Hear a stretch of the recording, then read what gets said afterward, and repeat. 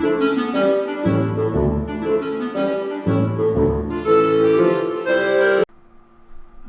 to the Geek Easy, fellow geeks. Let's open a beverage of your choice. Because today, Tuesday, it's time for another episode of Terrifying Tuesdays, in which I review one of the movies in the collection of movies that I received from my father. And this one will be, if you look right here, Dracula AD 1972.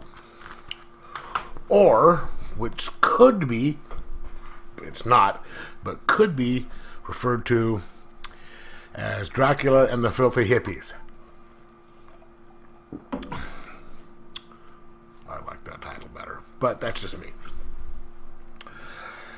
So, it is another Hammer movie, which has Peter Cushing as a Van Helsing, obviously not the same one, because, and Christopher Lee as the titular Dracula. And in this one,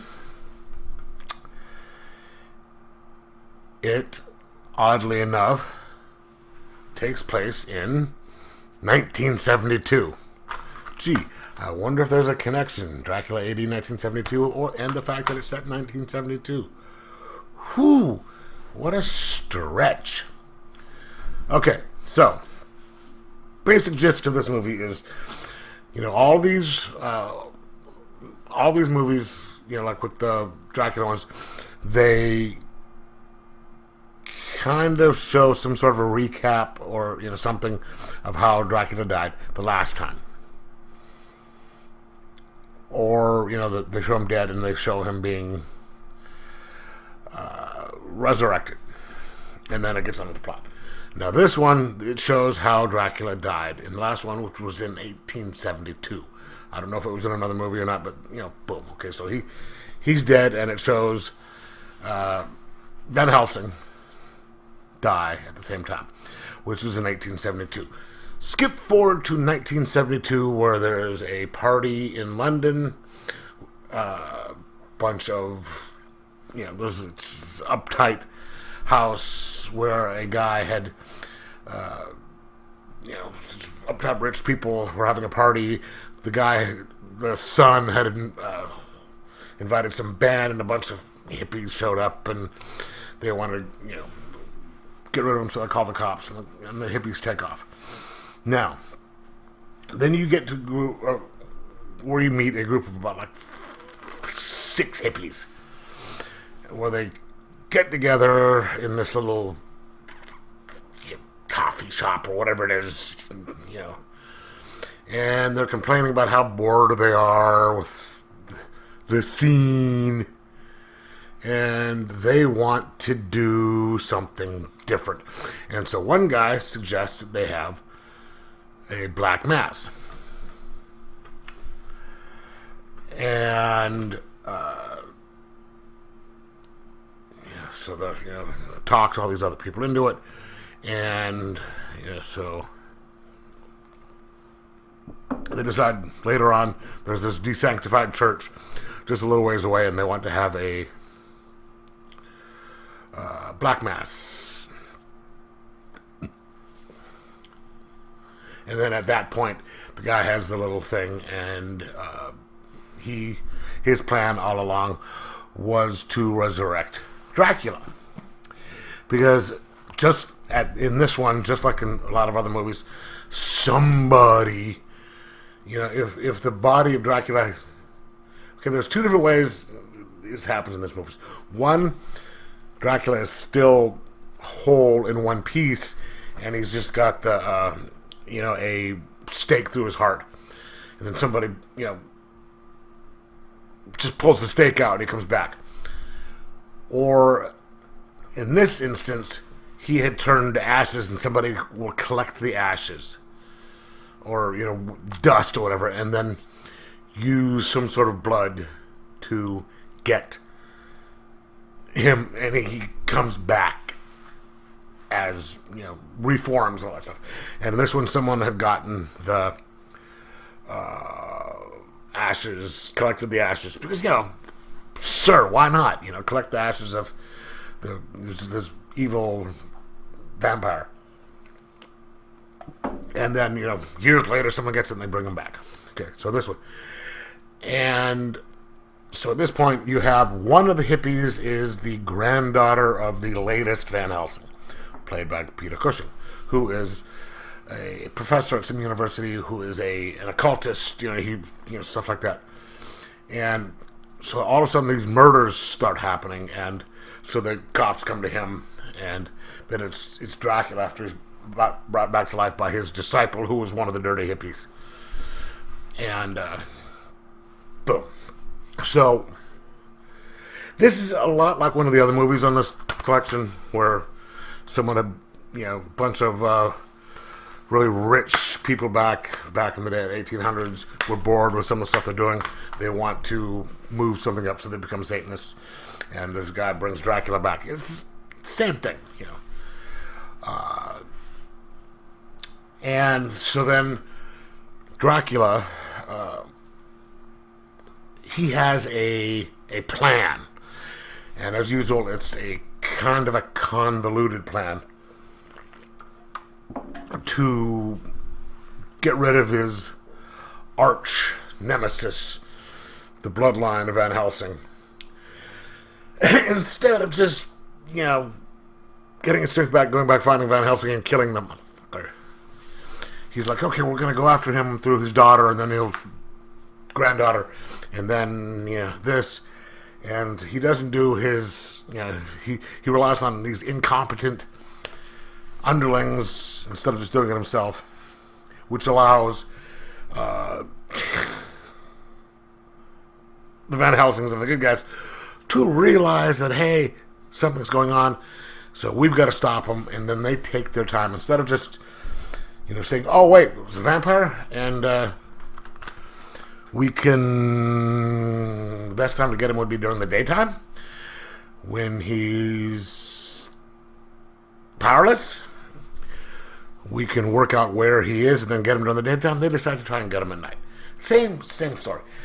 And this one is kind of fun just because it's different in the sense that it is modern. And so it's set in, at the time, modern times, and has, there's cars and, modern music, 1972 stuff, kind of rock and roll.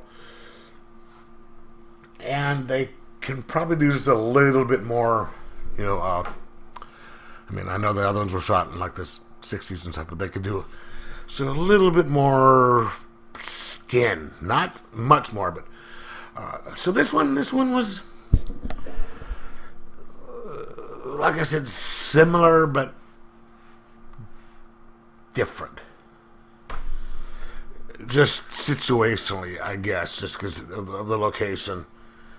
And, you're sitting there thinking, I want these people to die. These guys are a bunch of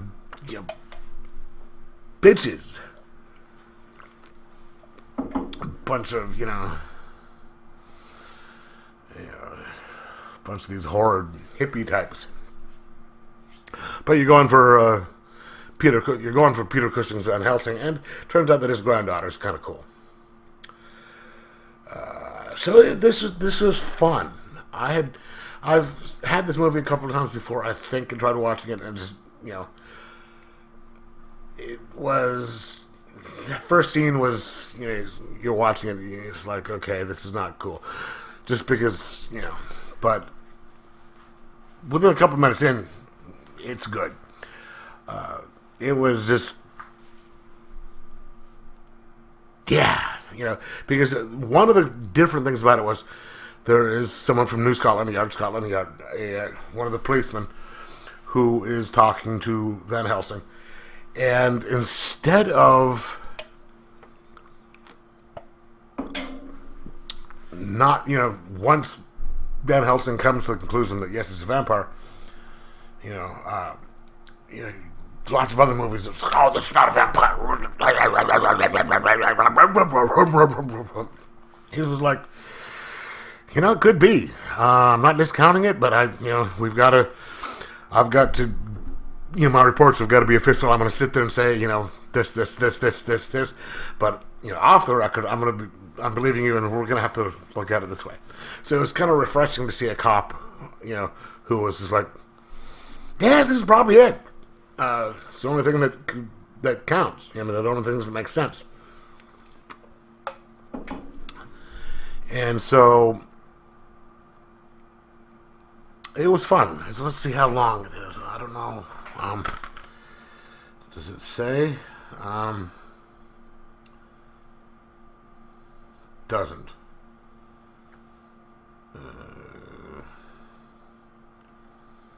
It doesn't. But it's about an hour and a half, as usual.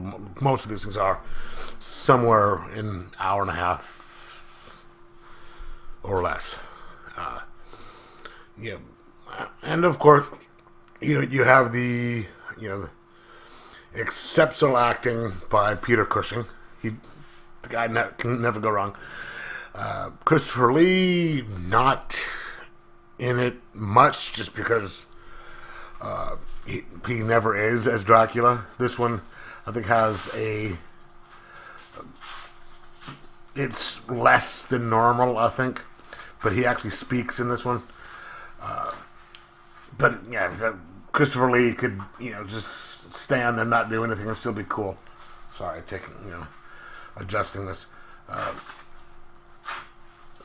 Just these really fun, very well acted by everybody. I guess it takes some sort of a talent to, not be, to play these characters and not be liked. Shot incredibly well. I mean, Hammer films always have a good quality and always just look really good. The typical, apple red, cherry red, apple red blood. It's like, boy, that does not look like blood, but it's fantastic looking.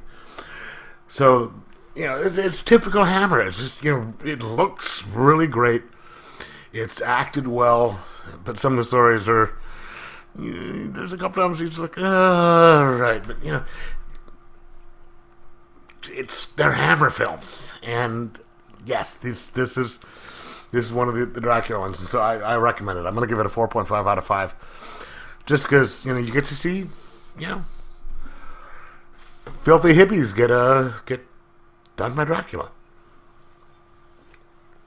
and a prim and proper British cop going, yeah, this could be a vampire. Let's do it.